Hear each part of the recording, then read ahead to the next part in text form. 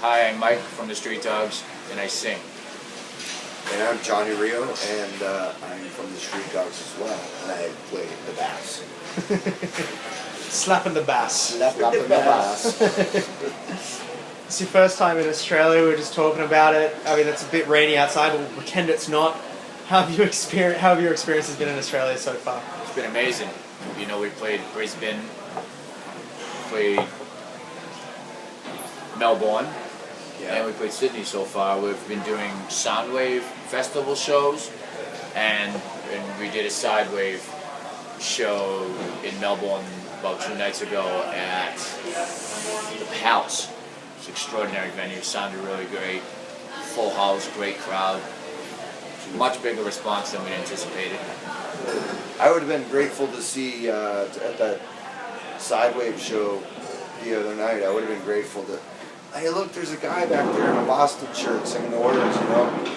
But we got a ton of people that were singing back at us, and we're like, whoa, you know. Yeah, it was extraordinary. We're on like literally the other side of the world, and this is like, it's just pinch me, you know. It's crazy. It's great. Yeah, we're really grateful.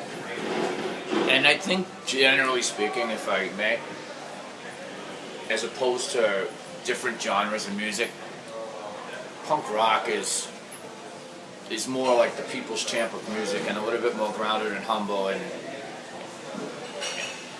grateful. And I think we fall into that consciously. And it is amazing to be here. And during the show in Melbourne, I had a moment on stage. I just talked about being in school, and I know Johnny can relate to this. As a kid, they in America, there's a map of the world. You know, America, Europe, South America, you know, Asia. Down below we have Australia and New Zealand underneath, you know. And you learn about Australia a little bit, like how Aborigine people were indigenous to it and how it evolved in the history and things like that, and how beautiful it is. Like, you'd be mystified by that. It had a mystical thing to it, like, wow, it's so different from here, and it would be so great to go there, but I never will. Yeah. That's how I thought as a kid. I thought, no way. But I want to retain that mystical image of that place. And then we find ourselves here, and it's unbelievable. If you had told me that at 15, 16 years old, I wouldn't have been so depressed in my 20s, you know? It must be, you know, knowing that Bad Religion have been, you know, doing it so well for the last 30 years and still celebrated and still killing on the stage. That must be inspiring. It's inspiring because it's real. And it's authentic.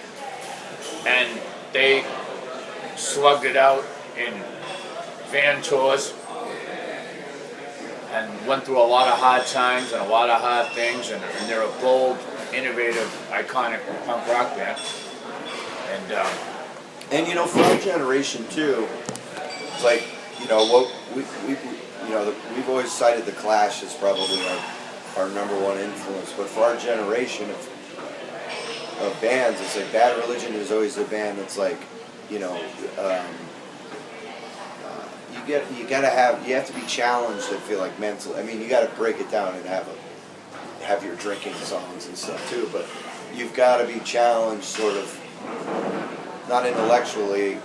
I'm no intellectual. I'm a high school dropout. But I definitely like the idea of, you know, when you grow up in punk rock and you say fuck the system and smash the system and all of that. It's like there's more to it than just breaking bottles on the sidewalk. You have to change the way you think, you know, what you're brought up to, what you're told about religion, what you're told about politics, what you're told about the government, society, and readjust all of that. And you know, bands like The Clash, bands like Bad Religion really help me to become comfortable in my own skin, where, you know, many of us were raised with Irish or Roman Catholic parents, and you know, different political spectrums and different ethos and stuff, and it paved the way for that, and it had something to say, and that's what keeps them relevant, I think. when you get to go on a circuit like Soundwave, I mean, I guess the closest thing that you have in America, which you've done a few times, is the Vans Warped Tour. You get to experience a lot of different types of music within the rock spectrum and the rock world. How much does seeing other bands on the road influence where you go as musicians, and in particular looking forward to your next release? A lot. Most bands won't cop to that, but we will. Just to be honest and reasonable. When you get into certain bands and they move you lyrically and sonically and they're good people, it rubs off on you, whether consciously or unconsciously. And there are a lot of great bands out there. And we played alongside some really good bands on the Vans Warped Tour, just like we're doing with Soundwave. And I think in a way we all rub off on each other, and it's you can't help but happen. The remainder of the year we're going to be looking at, taking care of 10th anniversary things like releasing live tracks and releasing B-sides, maybe covers, and then setting the template maybe for like a side project, something that would be acoustic and folky or whatever the hell it morphs into or evolves into, because there's no rules or no set program or anything like that. We just want to write songs and be happy and have fun with it. I think maybe in late 2013 you can expect maybe Street Talks to gear back up and make that 6th album.